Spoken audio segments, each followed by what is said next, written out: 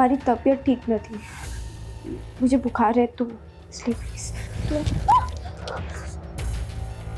શું બોલે છે? હા, વારંવાર તારી તબિયત ખરાબ થઈ જાય છે. આજે તને દેખાડ દો કેવી રીતે તબિયત छोड़ो प्लीज, प्लीज मुझे छोड़ो प्लीज, मुझे जावा दे. અરે ચૂપ. दुनिया जीतने की चाह हर किसी को होती है, पर बहुत कम लोग ये जान पाते हैं कि अगर हम अपने माँ बाप को, अपनों को जीत ले तो जिंदगी में कुछ भी जीतना मुश्किल नहीं है. लेकिन कई बार ये कोशिश ना सिर्फ नाकाम होती है बल्कि गलत मोड़ भी ले आ सकती है.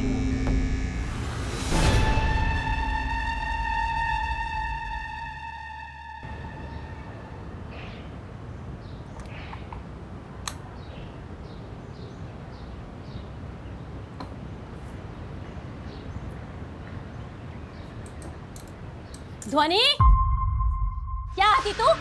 1 घंटा हो गया ना स्कूल छूट के. मम्मी કેટલો વરસાદ હતો, सब जगह पानी भर गया है. अच्छा, पड़ोस के बच्चे तो सारे आ गए घर पे. तू बारिश में खेल रही थी ना, इसी खिलवाड़ की वजह से फेल हो गई गणित में. मोड़ू सुजुआ छे, तेरी क्लास के जीनल ने पूरे मोहल्ले में ढिंडोरा पीट दिया है. तेरे पप्पा को भी पता चल गया होगा, आ रहे होंगे अभी. नहीं नहीं मम्मी, आपको तो पता है ना, एग्जाम के दिन मुझे 104 बुखार था, एना माटे मारू पेपर सारू नतु गयो. आप पप्पा को बोल देना प्लीज. हाँ, बात मने नहीं, तारा पप्पा ने समझाओ. लेकिन मम्मी,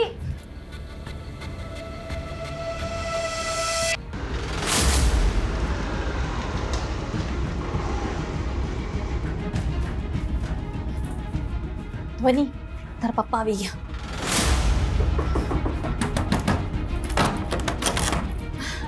आपके लिए चाय बना दूं गरमा गर्म, या फिर सीधा खाना खाओगे आप? ध्वनि क्या छे? ध्वनि क्या छे? ध्वनि, मम्मी मैं बहुत बुरी हूँ ना, मेरे वजह से पापा ने आपको भी चिल्लाया. सांबड़ बेटा, तू मुझे देख रही है ना, मैं नहीं चाहती कि तू मेरे जैसी जिंदगी जिए. तने खबर छे, मैं नर्स बनना चाहती थी. देख क्या बनकर रह गई. ध्वनि, एक ही तरीका है अपनी जिंदगी को संवारने का. खूब मन लगाकर पढ़ाई कर, कुछ बन जा, अपने पैरों पर खड़ी हो जा, और फिर अपनी जिंदगी अपनी तरीके से जी. समझ रही है ना बेटा? आराम से.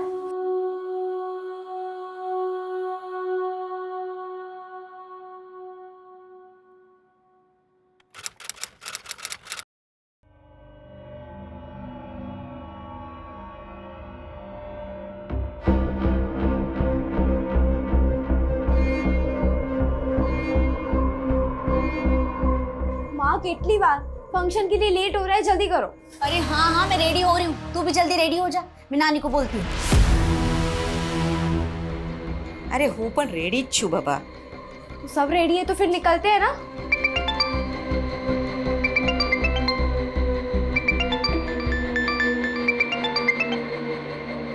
हेलो, तुम लोग फंक्शन के लिए निकले या नहीं? बस निकल रहे हैं.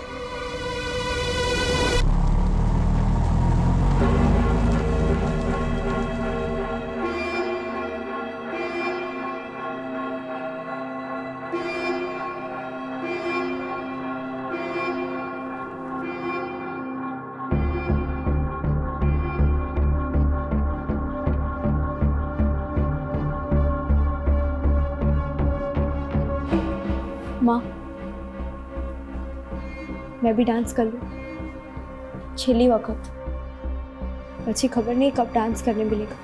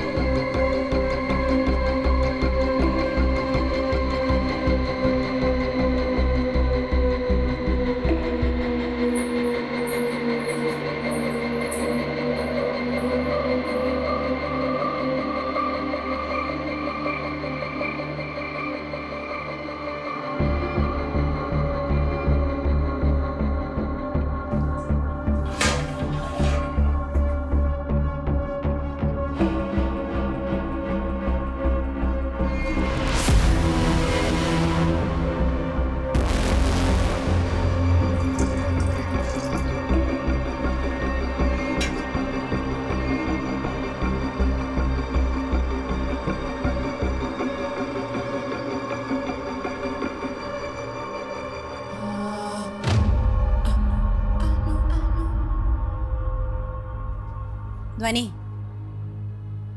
ध्वनि, चल लेट થઈ ગયો.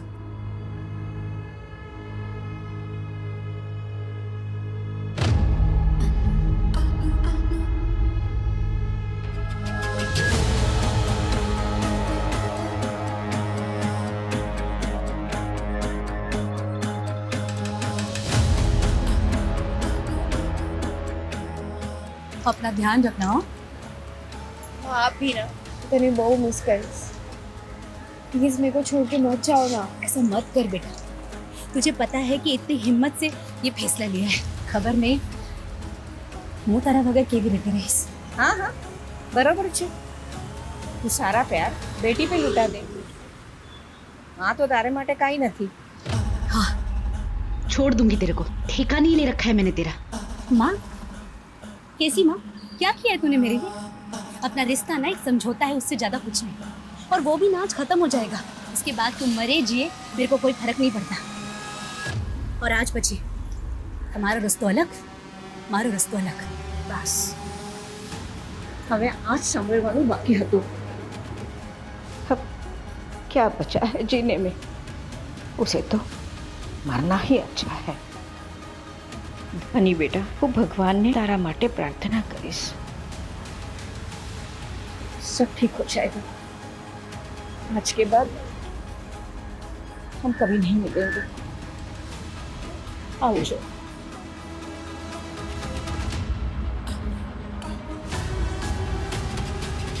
मैं नानी को बहुत मिस करूंगी. जो भी हो, पर वो मेरा बहुत ध्यान रखती है. मैं तो कल स्कूल के टिफिन में भी खीर लेके जाऊंगा. सारू छे.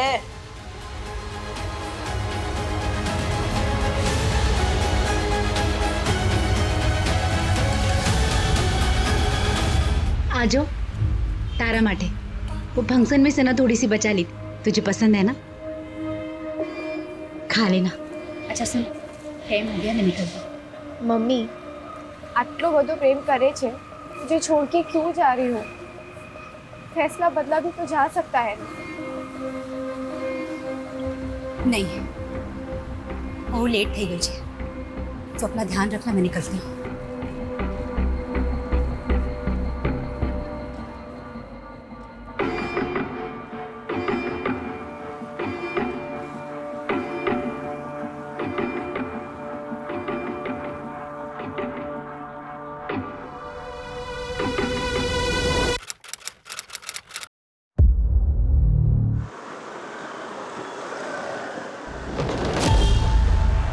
रुक रुक रुक रुक रुक रुक. पाछड़ ले, पाछड़ ले. बाईपास पर एक लड़की की बॉडी मिली है सर. काफी बुरी हालत में. लड़की के साथ हुआ. उसके बाद किसी भारी चीज से उसके सर पे वार किया गया है और शायद मरने के लिए बाईपास पर फेंक दिया गया है.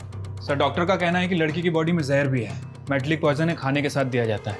अगर कम मात्रा में दिया जाए तो स्लो पॉइजन की तरह काम करता है, लेकिन इस केस में मात्रा बहुत ज्यादा है. लड़की के पास समय बहुत कम है सर. कुछ पता चला कौन है ये लड़की? सर, ये लड़की का पर्स.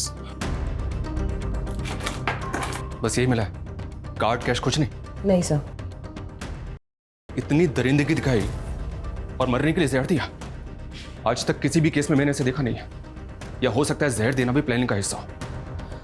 देखने से तो ये रोड रेज का केस भी लग रहा है. But what ever it is, ये कोई नॉर्मल केस तो नहीं है. सर लड़की की बॉडी पर कोई डीएनए, कोई सीमेंट सैंपल नहीं मिला है. और सर बाईपास पर इतनी गाड़ियां चलती है, कैसे पता लगाएंगे कि उस लड़की के साथ इतनी हैवानियत किसने की है? एक काम करो, क्राइम सीन पे चलने की तैयारी करो. Yes sir.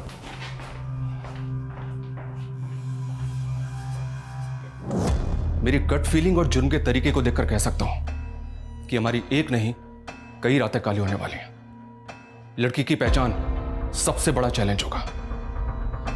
वो खुद कुछ बता पाएगी इसके आसार तो ना के बराबर है. पर क्या वो वाकई में इंसान होगा जिसने इस लड़की के साथ इस तरह के जुर्म की कल्पना की होगी?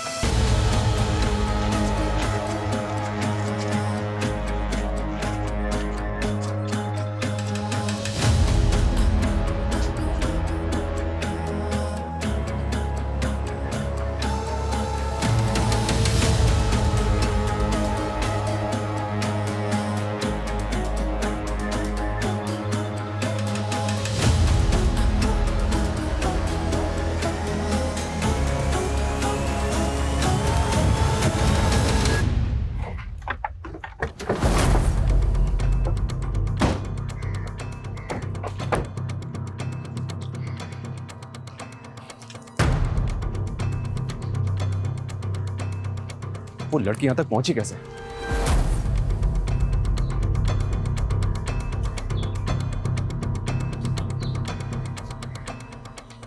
ए सुनो, तुम रोज इसी जगह खड़े होते हो? किसी एक जगह पे तो नहीं रहता हूँ साहब, पूरे एरिया में घूमते रहता हूँ। क्यों, क्या हुआ? कल एक 20-22 साल की लड़की को देखा था यहाँ तूने, कुछ पता उसके बारे में? कल तो मैं इस तरफ नहीं था साहब, वो उस तरफ था। एक ड्राइवर है साहब, वो मेरा रेगुलर कस्टमर है, वो बता रहा था कि उसने किसी लड़की को देखा। बे कहाँ मिलेगा ये टैक्सी ड्राइवर? टैक्सी चलाता है साहब, ऐसे कैसे बता सकता हूँ मैं? तेरा रेगुलर कस्टमर है ना, उसका फ़ोन नंबर, टैक्सी नंबर कुछ तो बता सकता है उसके बारे में?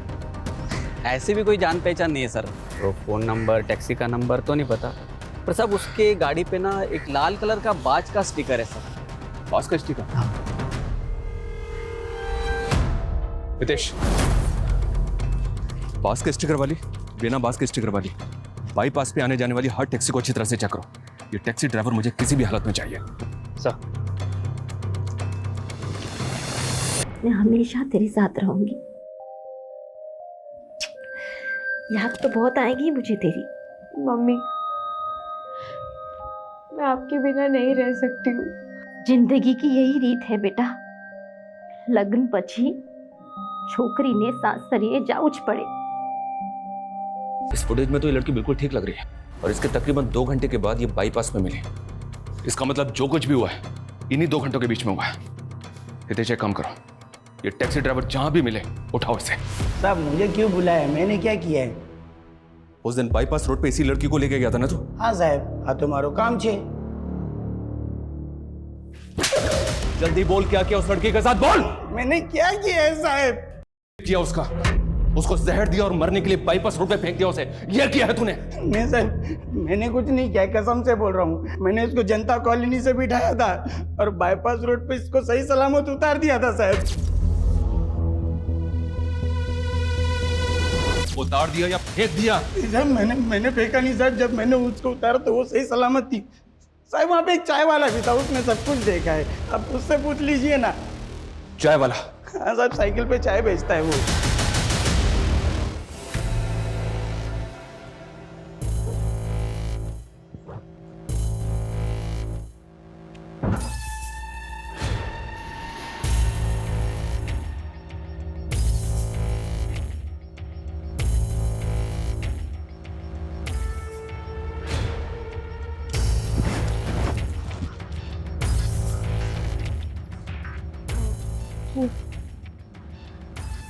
हमारी तबीयत ठीक न थी, मुझे बुखार है, तो इसलिए प्लीज। तो बोले थे हाँ, वारंवार तारी तबियत खराब થઈ જાય છે। આજે તને દેખાડ દો કેવી રીતે તબિયત। छोड़ो प्लीज, प्लीज मुझे छोड़ो, प्लीज मुझे जवा दे। अरे चुप।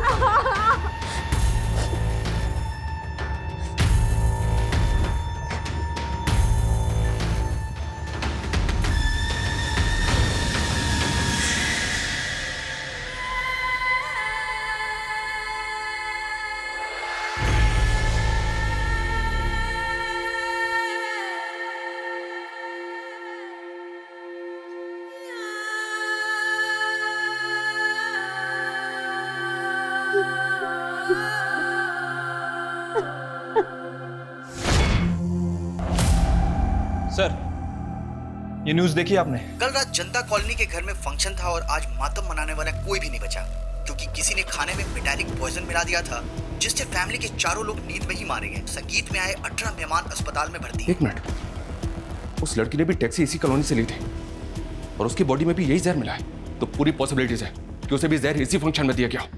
हितेश, मूव।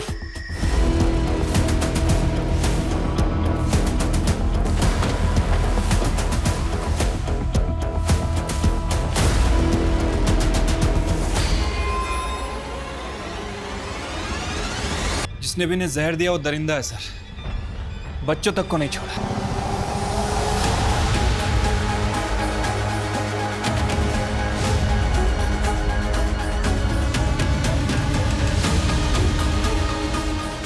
छह घंटे के अंदर अंदर ये मामला एक लड़की के केस उसे जहर देने से बढ़कर मास मर्डर तक पहुंच गया। पता नहीं अब सब कुछ यहीं रुकने वाला है या और भी बहुत कुछ है जो सामने आना बाकी है? केवर क्या है? वो तो दिल्ली गए। अच्छा अच्छा।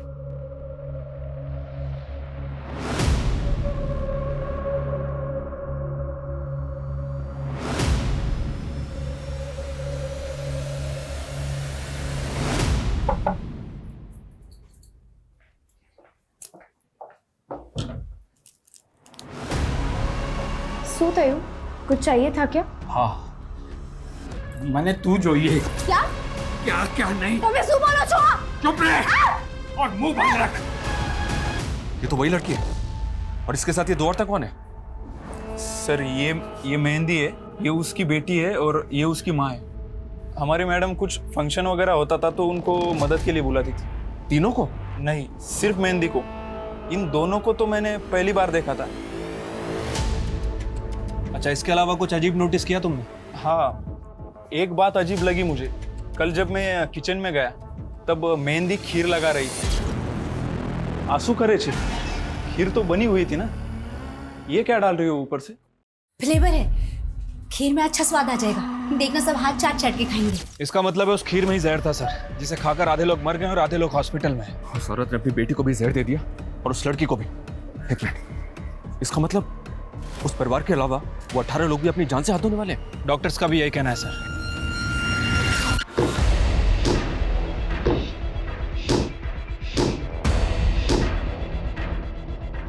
कौन है उधर? मैं हिरन। कोई है वहाँ? सुनाई नहीं दे रहा है।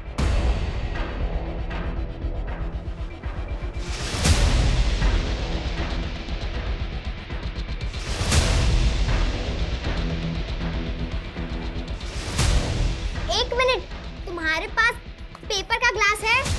क्या? पेपर का ग्लास।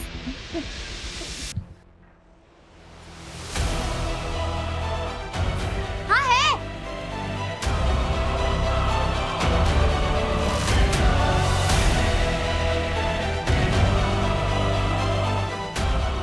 फोल्ड करो और ये धागा उसमें डाल के गांठ लगा दो।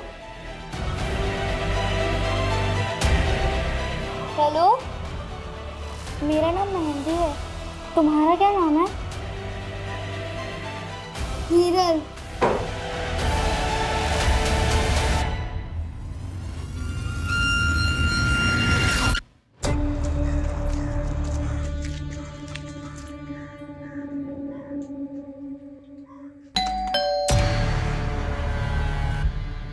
कौन था मैं?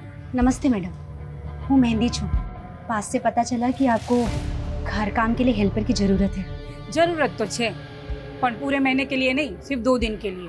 चाल से मैडम, वैसे भी मेरे पास कोई काम नहीं है तो मैं कर लूंगी। ठीक है, पर बहुत सारा काम होगा। शादी का माहौल है, बहुत सारे मेहमान भी होंगे। બધું કરી લઈશ ને? आप बिल्कुल भी फिक्र मत करो, आपको जरा भी शिकायत का मौका नहीं दूंगी मैं। ठीक है, ચાલ અંદર। ये हमारा किचन है, हाँ, અને આગળ જઈને પછી આ અમારું बेडरूम और ये मेरे बेटे का बेडरूम, हाँ, और ये आगे जाके यहाँ पे ऊपर टेरेस और ये हमारा हॉल।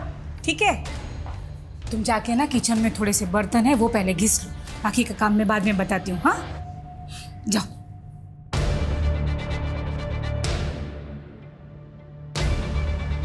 डार्लिंग, આજુ બાજુ જોઈ તો લો। हाँ कई वांधो नहीं, 1 કલાકમાં આવું છું। બાય। या sure I will do don't worry. Bye mummy. अरे तू क्या जाए छे? फोन रख पहले तू। एक काम था हमें छोटा सा। फोन रख। अच्छा, एक minute. Can I call you later? Okay thank you, bye. हाँ, तुझे पता है ना, 2 दिन में तेरी शादी है, अब तू बाहर नहीं जा सकता। कितने तामझाम है और उसके लिए एनर्जी जरूरी है। और एनर्जी रखने के लिए क्या चाहिए? क्या? खाना। और खाना तुम्हें खाना है ना? तो चलो, तुझे ने बेस हूँ नाश्ता ले आओ। मैडम, आप बैठो, मैं खाना लगा देती हूँ। ना, मेरे बेटे को तो मैं ही खाना खिलाती हूँ, है ना बेटा? हाँ मम्मी। जा, तू बैठ, मैं खाना लेके आती हूँ। चलो, तुम बाकी का काम देख लो। हाँ, जा बैठ। हाँ।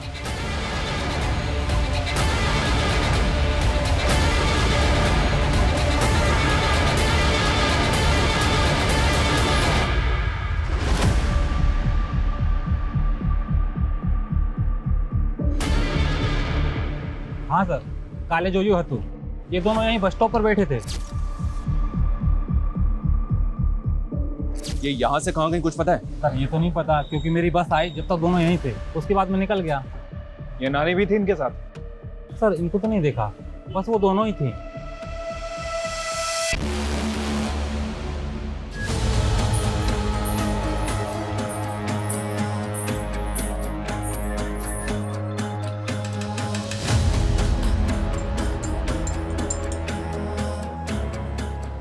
अच्छा जी, तुम्हें बड़ा पता है।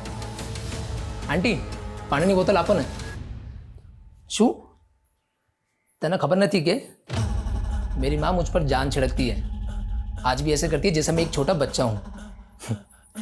शादी के बाद तुम्हें मुझे उनसे तो शेयर करना ही पड़ेगा। पता है मुझे क्या लग रहा है?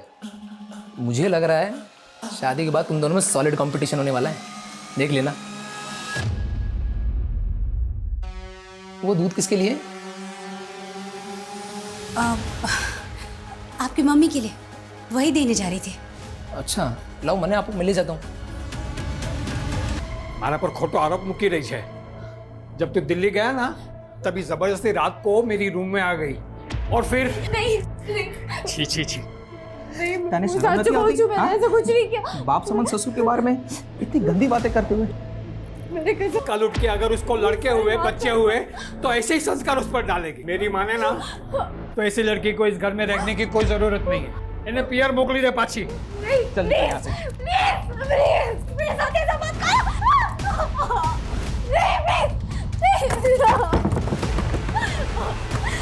दरवाजा खोलो प्लीज।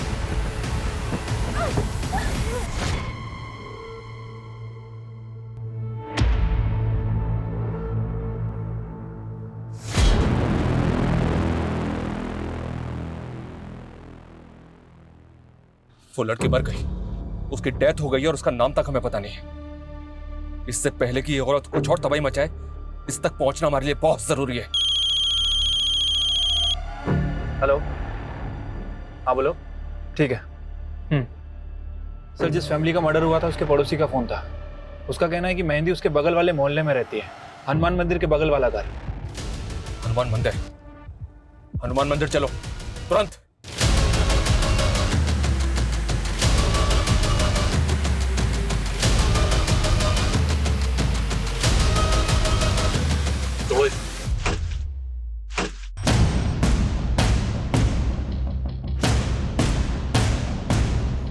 घर को अच्छी तरह से सर्च करो, देखो कहीं कुछ मिलता है क्या।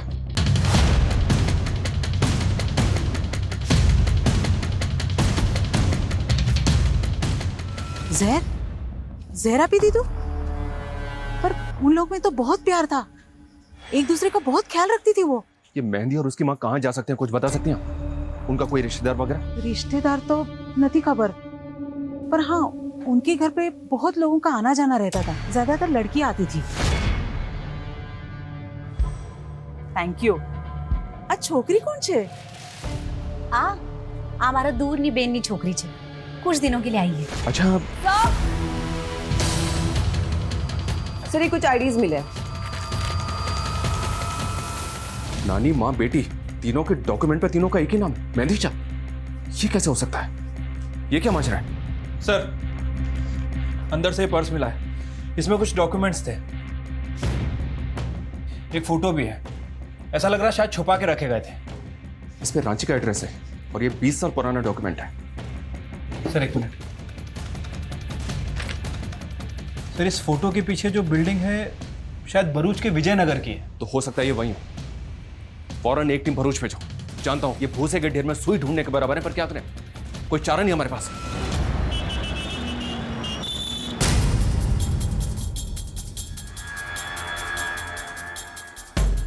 एक मिनट सुनना, इसको देखा है तुमने? सर ये तो जमुना भाई है और ये उनका बेटा मयूर। इन तीनों में से किसी को पहचानते हो?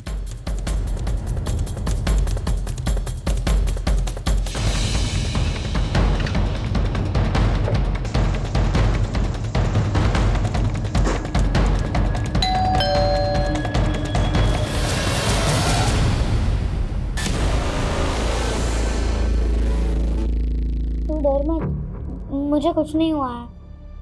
बस थोड़ी चोट लग गई है। मैंने सब सुना, कोई तुझे मार रहा था और तू रो रही थी। सच बता, क्या हुआ? तुझे अभी 2 ही महीने हुए हैं, तुझे सब समझ में आ जाएगा। एक बात बता, तूने टैटू बनवा दिया क्या? टैटू? कहा? किसने? मैंने कोई टैटू नहीं बनवाया। नहीं बनवाया है ना?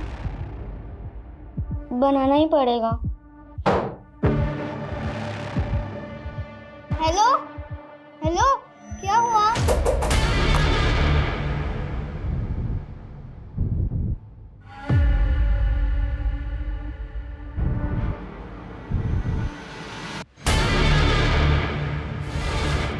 सब चुरा लिया, सारा महंगा कीमती सामान सब उड़ा लिया। 2 दिवस પછી મારા લગન છે। पता नहीं कहां से घूमती फिरती आई थी। मम्मी ने तो हेल्प करने के लिए रखा था उसे, शादी का काम संभालने के लिए। हमने शू खबर की वो चोर निकलेगी। जमुना दास जी, अजीब बात है, आप अपनी पहली पत्नी को नहीं पहचान पाए?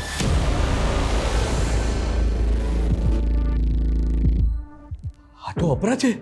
अपरा, जो कुछ देर पहले तक आपके घर में थी। सर, मैं इनकी तरफ जोयू पर नहीं थी, और मैं उसकी तरफ क्यों देखता? ये 3 साल का था तब वो हम सब लोग को छोड़कर चली गई। छोड़कर चली गई थी मतलब? 20 वर्ष पहला इसी घर में चोरी कर कर वो कमीने आसिफ के साथ दुबई भाग गई। आसिफ कौन? उसका बॉस। अपरा ने मुझे ये बोलकर ही उससे मिलवाया था कि वो उसकी नौकरी लगाने वाला है। मगर सच बताऊं सर, वो दोनों का लफड़ा था, लफड़ा। दुबई जाने के बाद उसने मुझे चिट्ठी भेजी कि मैं घर छोड़कर जा रही हूं, मुझे ढूंढने की कोशिश मत करना। हितेश, आसपास के एरिया के जितने भी सीसीटीवी सबको अच्छी तरह से चेक करो। देखो वो किधर गई है या फिर कहां जा सकती है। हमारे पास टाइम बिल्कुल भी नहीं है। पता नहीं अब वो और क्या प्लान बना के निकली यहाँ से। इससे पहले कि वो कुछ और करे, हमें उसे रोकना होगा तुरंत। हेलो, ठीक है, लॉकअप में डालो उसे। सर, वो चाय वाला पकड़ा गया। इनको क्यों लेके आए मैडम? चल बोल, जल्दी बोल, उस रात लड़की के साथ तूने क्या किया? मैंने कुछ नहीं किया सब। ये ऐसे नहीं मानेगा, इसकी 2-4 हड्डियां तोड़ो, उसके बाद ये बोलेगा। बता दो सब, बता दो। तेरी जान से भी ज्यादा प्यार करता हूं मैं तुझसे। तेरे सिवा कोई दिखता ही नहीं है मुझे। सुनना, एक कस्टमर आया, मैं बाद में बात करूं?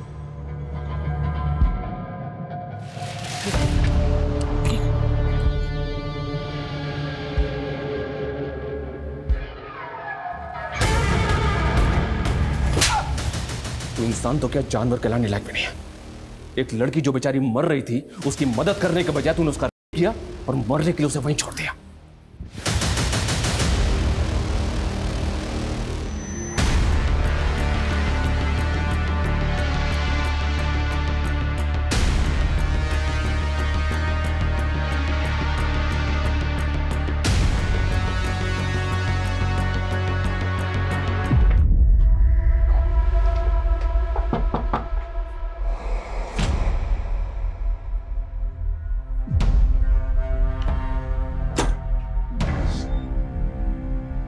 ये ध्वनि का घर है? अब वो यहाँ नहीं रहती। कहाँ रहती है बता सकते हैं? पता नहीं। तब तो आपको ये भी नहीं पता होगा कि कुछ देर पहले उसकी मौत हो गई है।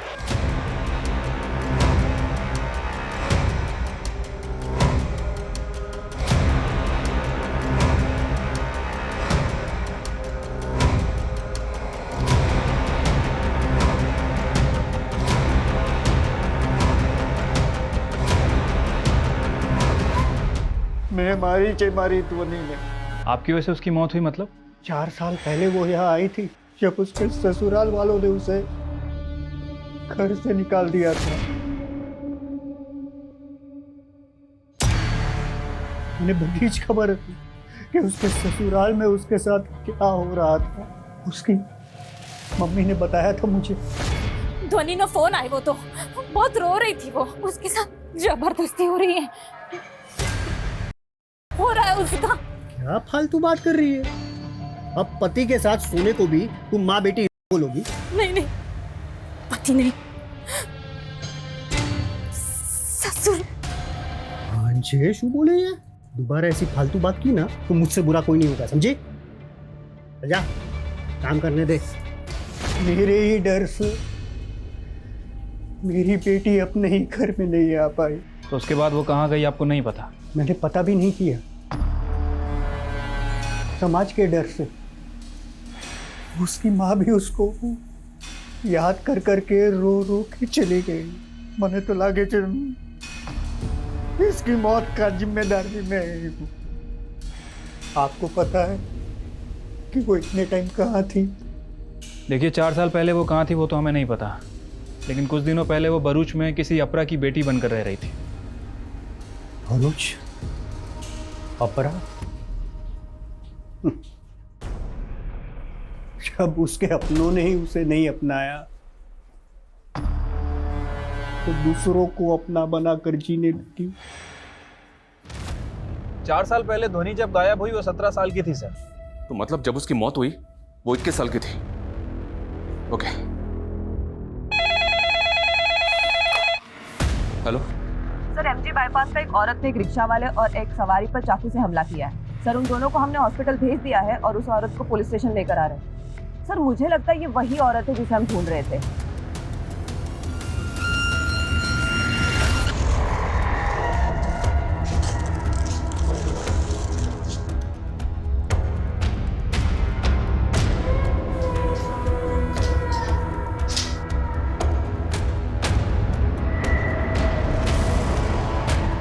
अपना बहन, इरादा क्या है तुम्हारा? और कितनी लाशें गिराओगी? अपने घर में तुम इसलिए गई थी ना, किसे मारना चाहती हो बोलो? अपने पति की दूसरी बाइडी को। वो दूध किसके लिए? आपकी मम्मी के लिए, वही देने जा रही थी। लाओ, मैंने आपको मिल ही जाता हूँ।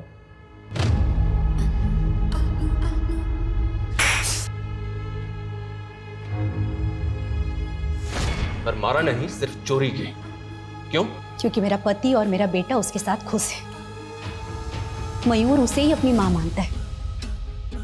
उसे तो शायद पता भी नहीं कि मैं उसकी माँ हूं। अभी मुझे सीधी तरह से ये बताओ, क्यों कर रही हो ये सब? खत्म कर देना चाहती हूँ हर उस चीज को, हर उस इंसान को जिसने मेरी जिंदगी बर्बाद की। त्यारस मैंने शांति मठ से। पर तुम तो अपनी मर्जी से गई थी ना, चिट्ठी भी भेजी थी तुमने। चिट्ठी मैंने नहीं, आसिफ ने भेजी थी, ताकि जमुना कभी मुझे ढूंढे ही ना। मैं जमुना की वजह से इस नरक में गिरी। अने जमुना ये शू करियो? नकली चिट्ठी पे भरोसा कर लिया। मतलब? जमुना की कमाई कुछ खास नहीं चल रही थी, हमें पैसे की जरूरत थी, तो मैं नौकरी के लिए निकली। मेरा बेटा छोटा है तो मैं वो फुल टाइम जॉब नहीं कर पाऊंगी। पार्ट टाइम जॉब रहेगा ना तो वो मैं कर लूंगी। जमुना, मैं ना बहुत लकी हूँ जो आसिफ जैसा बॉस मिला। 6 महीने हो गए लेकिन जॉब में कोई भी प्रॉब्लम नहीं है बोलो, और बहुत ध्यान रखता है। मुझे तो लगता है ना हमारी लाइफ एकदम अच्छी हो जाएगी। अपना दुबई का एक काम आया है, 1 वीक की ट्रिप है भाई। फैमिली फंक्शन मैनेज करना है। तुम खूबसूरत हो, अच्छे मैनर्स हैं, अच्छे पैसे भी मिलेंगे। बताओ, जाओगी? पैसे की बहुत जरूरत थी। मैं उसके साथ दुबई चली गई। वहां जाके पता चला कि खेल कुछ हो रही है। मुझसे मेरा पासपोर्ट छीन लिया और मुझे बेच दिया। तो तुम वापस इंडिया कैसे आई? जब मैं किसी काम की नहीं रही तो आसिफ ने मुझे वापस बुला लिया। क्यों? तुम वापस अपने घर पे जा सकती थी ना, क्यों नहीं गई? आसिफ मेरे वीडियोस बनाता था और मुझे ब्लैकमेल करता। रोटली, घर यानी कपड़ा देकर मुझे बच्चियों को तैयार कराने के काम में लगा दिया। बच्चियों को तैयार करना मतलब? कौन बच्चियां? किस लिए? गरीब मजबूर बच्चियां जिन्हें वो फुटपाथ से उठाता और उनके माँ बाप को सपने दिखाता कि उन बच्चियों को पढ़ाएगा, लिखाएगा और बड़ा करके उनका लगन करवाएगा।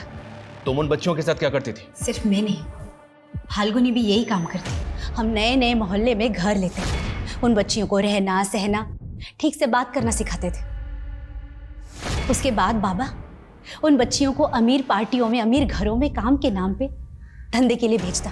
उन बच्चियों की भी वैसे ही वीडियोस बनाता ताकि वो बच्चियां भी काम छोड़कर कहीं भाग न सके।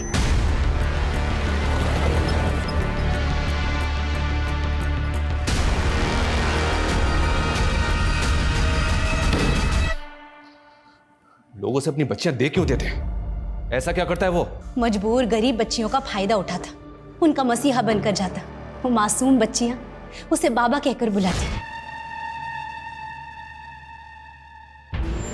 ऐसा टैटू तो हमने उस बच्ची ध्वनि के मां पर भी देखा था। वो उसका QR कोड था। हाँ। और तुम 3 औरतों के डॉक्यूमेंट्स मेहंदी नाम से ही क्यों थे? वो हर बच्ची का नाम मेहंदी ही रखता, ताकि अगर कोई कभी पकड़ा जाए तो उसकी असली पहचान सामने ना आ सके। इतना सब कुछ जानती थी तुम उसके बारे में, पुलिस के पास आना चाहिए था ना तुम्हें। हटलू सरल न थे, वो बहुत बड़ा आदमी है। जब ध्वनि आई तो हमें लगा कि यही हमारा परिवार है। फिर हमने सोचा कि बाबा के चंगुल से आजाद हो जाएंगे, भाग जाएंगे यहाँ से। बस હવે બહુ થઈ ગયું, अब हम अपनी किस्मत खुद लिखेंगे। तो तुम भागी क्यों नहीं? भागी तो थे।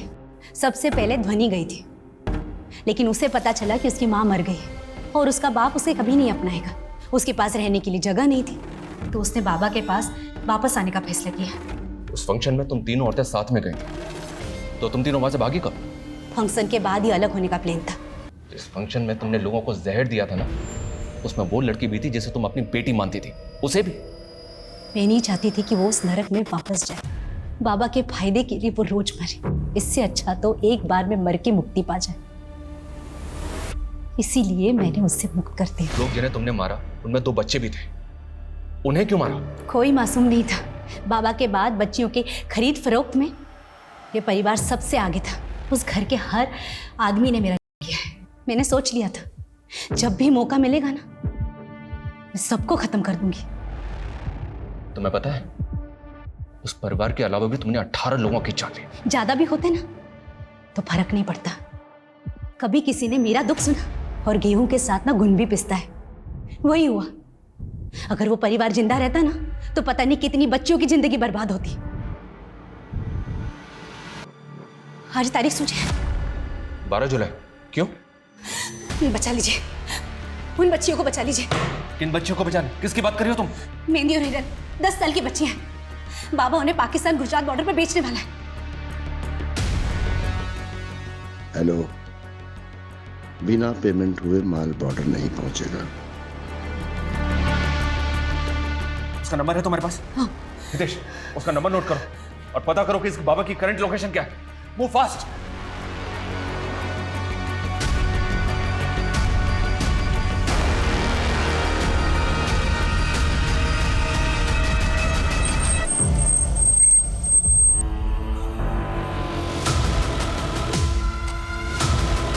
सर, ये बाबा आसिफ अंसारी, ये ऑनलाइन न्यूज पोर्टल चलाता है सर। व्हाट? ये बाबा एक जर्नलिस्ट है? हाँ सर, और काफी बड़े बड़े लोगों में इसकी पहचान भी है, गुजरात पाकिस्तान बॉर्डर पर भी। मतलब बॉर्डर पे बच्चों की तस्करी हो रही होगी। हितेश, लोकल पुलिस को इन्फॉर्म करो तुरंत।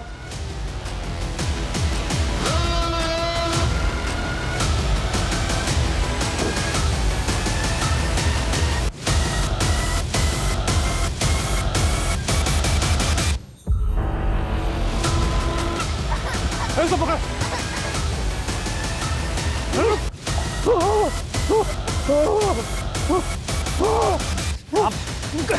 कहाँ भाग रहा है?